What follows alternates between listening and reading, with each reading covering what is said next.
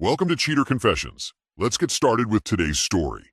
People think a marriage falls apart after one big fight. Mine didn't. It ended because of one calm question asked at exactly the wrong time. Pamela and I had been married for 15 years. We lived in a lake house about 20 minutes outside town. It wasn't fancy, but we'd built a good life there. I owned a small construction company and Pamela worked as a marketing manager. We weren't struggling. The mortgage was nearly gone. Our daughter was already in college. Life was supposed to be settling down. That Sunday evening, I grilled steaks while Pamela opened a bottle of wine. We carried our plates onto the back deck and watched the sun disappear behind the lake. It felt like an ordinary night. Halfway through dinner, she rested her glass on the table and smiled. "Can I ask you something?" "Go ahead." She twirled the stem of her wine glass between her fingers. "You won't get mad?" "I don't make promises before hearing the question." She laughed. "Fair enough." Then she looked straight at me. "What would you think about giving each other one hall pass?" I didn't answer. She kept talking. "Just one. No feelings. No secrets afterward. Just one experience before we get too old." I set my fork down. "Is there somebody already?" She blinked. "What?" "No." I held her eyes. "That's not what I asked." She looked away first. "It's just something people talk about." "No," I said calmly. "People who already have someone in mind talk about it." She forced a smile. "You're reading way too much into this." "Am I?" Silence settled over the deck. Finally, she sighed. "So that's a no?" I leaned back in my chair. "If you need permission to be with another man, then you've already decided what kind of wife you want to be." Her expression hardened. "You're making this way bigger than it is." "No," I said. "I'm seeing it exactly for what it is." She crossed her arms. "So, what happens now?" I stood, picked up my empty plate, and looked at her one last time. "You wanted honesty." She nodded. "Here's mine. If you leave this marriage to spend a weekend with another man, don't expect to come back to it." She stared at me as if waiting for me to laugh. I didn't. That night, after she went upstairs, I sat alone in my truck overlooking the lake and called Derek Lawson. He answered on the second ring. "Gerald, I need you to start the divorce papers." There was a short pause. "You sure?" I've never been more sure of anything, because Pamela thought she had asked for a hall pass. What she had really asked for was the end of our marriage. Pamela acted like our conversation had never happened. By Tuesday morning, she was humming while making coffee. "I booked a wellness retreat," she said casually. "Thursday through Sunday, just me. Spa, hiking, yoga, the whole reset thing." I buttered a piece of toast. "Have a good time." She looked surprised. "That's it? What were you expecting?" "I don't know. Maybe a speech." "You already heard it." She studied my face for a moment, trying to figure out if I was bluffing. Whatever she saw seemed to satisfy her. "I'll bring you back something," she said with a smile. "Don't." She laughed. "You always were impossible to shop for." "No," I replied. "I just don't like souvenirs." That afternoon I met Derek Lawson at his office. He'd handled contracts for my business for years and knew me well enough not to waste time. "You weren't joking," he said as he opened a folder. "I don't joke about divorce." He nodded. "Any proof of cheating?" "No." "Doesn't matter?" "It doesn't." He slid several documents across the desk. "We'll file the petition the day she leaves. Everything stays clean. No games, no hidden accounts. Just protect what's legally yours and let the court handle the rest." "That's exactly what I want." He looked at me for a long second. "You seem calm." "I made my decision Sunday night." "Then don't second guess yourself." "I won't." When I got home, Pamela was in our bedroom packing. She didn't notice me standing in the doorway. A new black dress lay across the bed, high heels, a bottle of perfume she'd bought only a week earlier. Then she folded a red lace set into the bottom of her suitcase before covering it with workout clothes. She turned and smiled. "Oh? I didn't hear you." "I noticed." She zipped the suitcase. "Think I'll need hiking boots?" "If you're planning to hike." She laughed a little too hard. "I knew you'd say something like that." "I usually do." Thursday morning arrived. She kissed my cheek before the rideshare pulled into the driveway. "Don't work too hard," she said. "I won't. You'll miss me. I'll be busy." She climbed into the car without another word. I watched it disappear around the bend. Then I walked back inside. By 9:30, Derek had filed the divorce petition. By 10, a locksmith was replacing every lock on the house. By noon, I had packed every single thing Pamela owned into sturdy moving boxes. Each one was labeled neatly: clothes, shoes, bathroom items, books, photos. No smashed frames, no broken dishes, no anger, just order.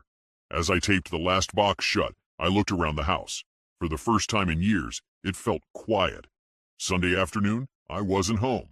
I was sitting in my new condo overlooking the river, drinking black coffee while my phone stayed face down on the table. At exactly 4:18 p.m., it started vibrating. Pamela. I let it ring. 30 seconds later, she called again. Then again. I already knew what she had found. Every box was stacked neatly under the covered front porch. Her suitcase had room beside them. The front door wore a brand new deadbolt, and an envelope with her name rested on the largest box. I had left nothing to misunderstand. The fourth call came in. Voicemail. A minute later, my phone buzzed with a message. Gerald, my key doesn't work. Why are my things outside? Call me. I read it once, then locked my screen. An hour later, Derek called. She'll probably have a lawyer by tomorrow. I figured. You still comfortable with everything? I've never slept better. He laughed quietly. I've known you a long time. I don't think I've ever heard you sound this certain. I gave her exactly what she asked for. Freedom? No. A choice. Just before sunset, another message arrived. Please tell me this is some kind of misunderstanding. It wasn't. 5 minutes later, another. I'm outside. The neighbors are watching. That wasn't my problem anymore. Finally, I answered. Not with a phone call, just one sentence. You wanted a marriage where another man had a place. I didn't. Nothing else. Later that evening, I checked the security camera one last time. Pamela was sitting on one of the moving boxes with the envelope in her lap. She finally opened it. Inside were the divorce papers, a short letter, her spare house key, and one sentence written by hand. You were free the moment you decided another man belonged in our marriage. I simply made it official. She read it twice, then a third time. She looked at the front door as if she expected me to walk out and tell her it had all gone too far. I never appeared. Instead, she called again. This time, I answered. Neither of us spoke for several seconds. Finally, she whispered, Gerald, please. You had 4 days to think. It wasn't what you think. Then tell me. It was just a question.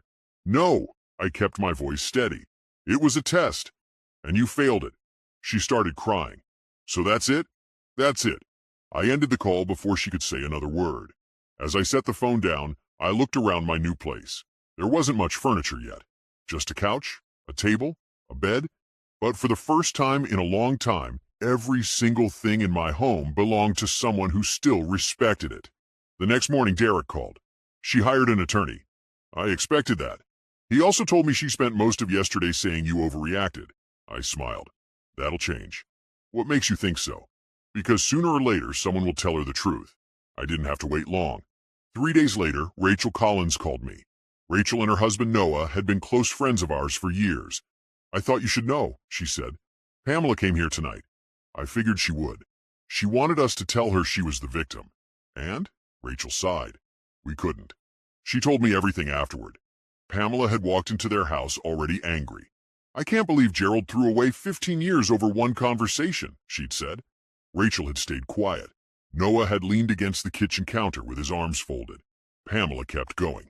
He packed my things like I was a tenant, changed the locks, filed for divorce before I even came home. Finally, Rachel asked one question. Did you really think he'd be waiting when you got back? Pamela frowned. Of course. Why? Because he loves me. Rachel shook her head. No, because you believed he loved you more than he respected himself. The room went silent. Pamela looked at Noah. Say something. He did. I watched Gerald take your jokes for years. What jokes? The ones where you called him predictable. I was kidding. The ones where you told people he was safe because no other woman would ever steal him. Pamela opened her mouth. Noah didn't let her interrupt. You laughed when he talked about growing his business. I never. You rolled your eyes. I was teasing. You embarrassed him at dinner parties. I didn't mean. Intent doesn't erase disrespect. Rachel stepped closer. You know what the saddest part is? Pamela crossed her arms. What? You still think this is about the hall pass? It is. No, Rachel's voice stayed calm. The hall pass wasn't the reason. It was the proof. Pamela's confidence cracked. So, you're taking his side? Rachel answered without hesitation. I'm taking the side of the person who spent years trying to save a marriage, while the other person kept testing how much she could get away with. Pamela looked from Rachel to Noah. Neither of them moved. Neither of them comforted her. For the first time since she had left for that so-called wellness retreat, She realized she wasn't just losing a husband. She had lost the respect of the people who knew both of us best. Once respect is gone, there isn't much left to argue about. A month passed, then two. The divorce moved through the system exactly the way Derek predicted it would. No screaming matches, no dramatic courtroom scenes, no midnight phone calls, just paperwork, signatures, deadlines, the end of a marriage.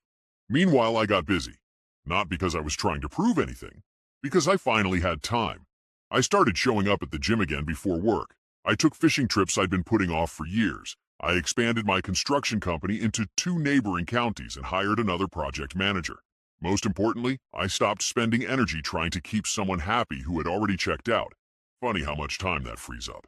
One Thursday evening, I attended a charity fundraiser downtown. Nothing fancy, a local business event raising money for trade scholarships. I almost didn't go.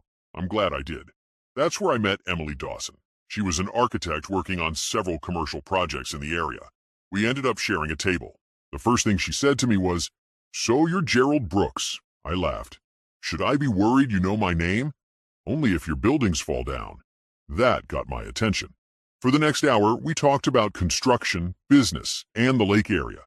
No games, no testing, no hidden meanings, just a conversation. At one point she asked, "How long have you owned your company?" "Almost 16 years. That's impressive." Simple words, but I couldn't remember the last time someone had said them without a joke attached. A few weeks later, I heard through mutual friends that Pamela had seen photos from the fundraiser online. Apparently, she zoomed in on every picture. Apparently, she asked questions.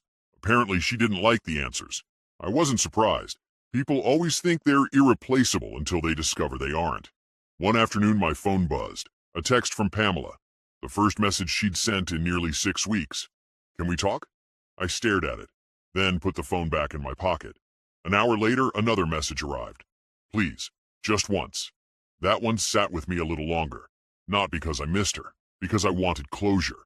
Real closure. Not another argument, not another attempt to rewrite history. Just the truth. That evening I called her. She answered before the first ring finished. "Gerald, we can talk." A sharp breath came through the phone. "Thank you. One conversation." "Okay." After that, we're done. Silence, then a quiet, "Okay." We agreed to meet the following Tuesday at a small coffee shop near the river. When I hung up, I had a feeling I already knew how the conversation would go. Pamela wanted another chance. What she didn't understand was that chances run out, and hers had expired the moment she asked another man to share what was supposed to belong to only 2 people. Tuesday came. I got to the coffee shop 10 minutes early. Not because I was nervous, because I believe the person who asks for a meeting shouldn't have to wait.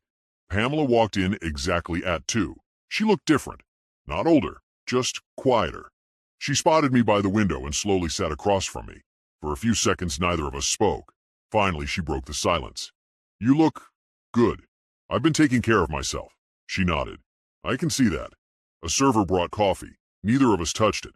Pamela folded her hands together. "I've replayed that night 100 times. I believe you. I never thought you'd actually leave." "I know." She looked down. "That was my mistake."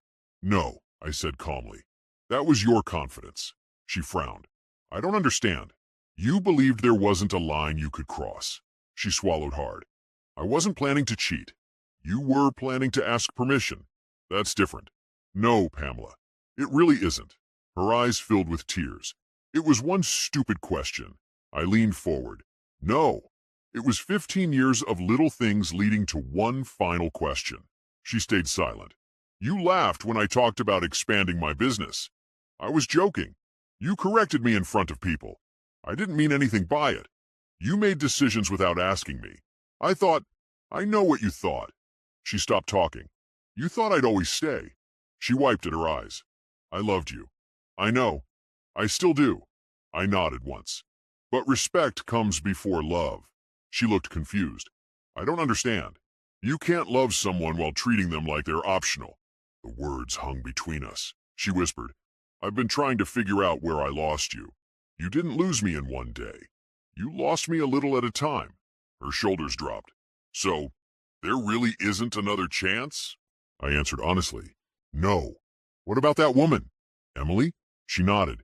"Are you together?" "We're getting to know each other." She closed her eyes for a moment. "Is she better than me?" I shook my head. This isn't about better. Then what? She listens. That answer hit harder than anything else I could have said. Pamela stared into her untouched coffee. I would have changed. I stood. I believe you. Hope flashed across her face. Then I finished. But people usually change after they lose something.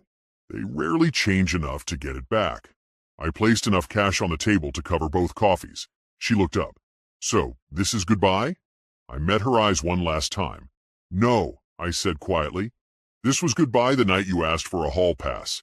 This, I pushed my chair in, is just the conversation we never had back then. I walked out without looking back. Some endings don't need another argument. They only need the truth. 3 months later, the divorce became official. Neither of us went looking for a fight. The papers were signed. The judge approved everything. 15 years ended in less than 20 minutes. As I walked out of the courthouse, Derek caught up beside me. How do you feel? He asked. I looked up at the clear sky. Lighter. He smiled. That's a good answer. It took a long time to earn it. We shook hands, and I drove away. There wasn't anything left to win. The hard part was already over. A week later, I stopped by the old lake house one final time. The sale closed the next morning. I only had one toolbox left in the garage and an old fishing rod I'd forgotten in the storage room. The house echoed now. Empty walls, empty closets, a place full of memories that no longer belonged to me. As I carried the toolbox toward my truck, another car pulled into the driveway. Pamela stepped out. She looked at the house first, then at me. I hoped I'd catch you. You did. She walked closer but stopped a few feet away. I heard they're selling it. They are. I wanted to see it one last time. I nodded. So did I. For a moment, neither of us spoke. Then she quietly said, I've spent months wishing I could go back to that Sunday. I know. I would have never asked that question. I looked at her calmly. It wasn't the question. She closed her eyes. I know. It was everything before it. She gave a slow nod. I understand that now. I reached into the truck and pulled out a small picture frame wrapped in an old towel. Our wedding photo. She stared at it. You left it in one of the boxes. I couldn't bring myself to throw it away. I handed it to her. You should keep it. She held the frame against her chest. I never thought we'd end like this. Neither did I. A tear rolled down her cheek.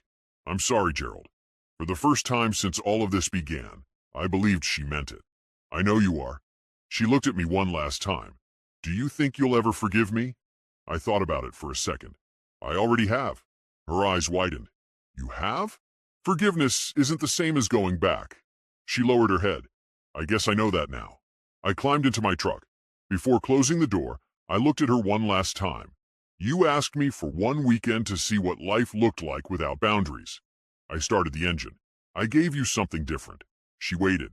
The rest of your life without me. I drove away without checking the mirror. Some doors deserve to stay closed, and real peace begins the moment you stop reaching for the handle. Thank you for watching.